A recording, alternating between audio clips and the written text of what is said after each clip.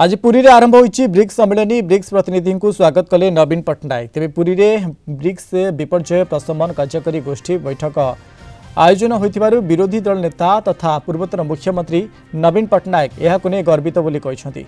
ओडिशा आसीथिबा समस्त अंतर्जातीय प्रतिनिधि को से स्वागत जणाइछंती।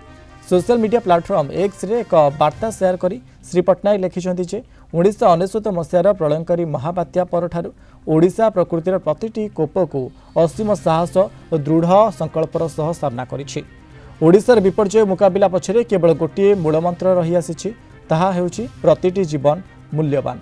से आहुरी मध्य कहिसंती जे राज्यर सुदृढ़ भित्तिभूमि एवं तृणमूल स्तर में जनसाधारण सचेतनता जोगु ओडिशार शून्य मृताहत बा जीरो कैजुअलिटी मॉडल आज सारा विश्व में प्रसिद्धि अर्जन करिछि।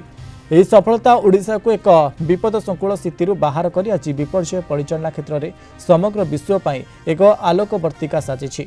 शेष एक सुरक्षित और सहनशील पृथ्वी गठन पर समस्ते मिलमिशि कार्य करने को से आह्वान देछंती।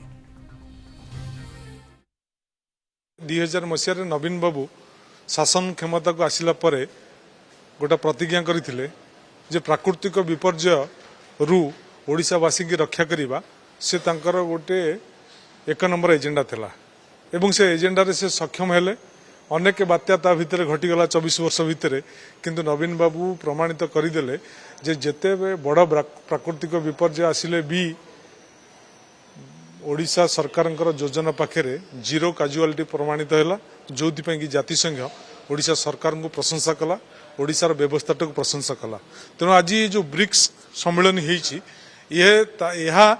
यही कारण यह ब्रिक्स देश मान भीतर दृष्टि आकर्षण करिछि एवं भित्तिभूमि जो तैयारी होइछि 24 वर्ष भितर से भित्तिभूमि की आकर्षित करिछि एवं जो कथा को पूर्वतन मुख्यमंत्री नवीन बाबू कहिसंती जे ब्रिक्स सम्मेलन से समस्त कंग्राचुलेट करिसंती एवं कहिसंती जो धारा ओडिशा बजाय रखुथिला जे प्राकृतिक विपर्यय को रोकिबारे प्रतिरोध करिबारे ताकू मुकाबला करिबारे जो सफल योजना से सफल योजना ये सरकार ग्रहण करिए बोली से आशा पोषण करछंती।